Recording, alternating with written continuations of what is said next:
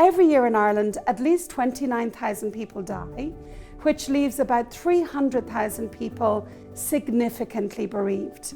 In time and with the right supports, they will integrate their grief and get used to their grief and accommodate their grief.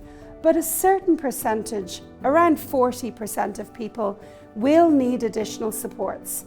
My name is Liz Gleeson. I'm a psychotherapist and I specialise in loss and grief. I've also developed the Shapes of Grief podcast, which has been listened to over 120,000 times. And I've developed the Shapes of Grief training programme. This is for healthcare providers to become more grief literate. One of the problems we face is that our counsellors and psychotherapists very often are not trained in grief.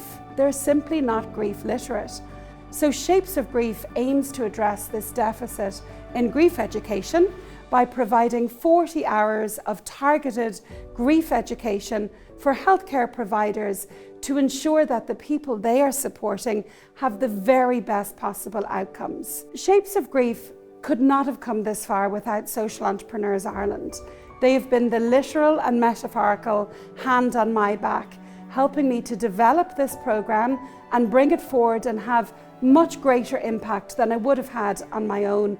Thank you so much for supporting Shapes of Grief.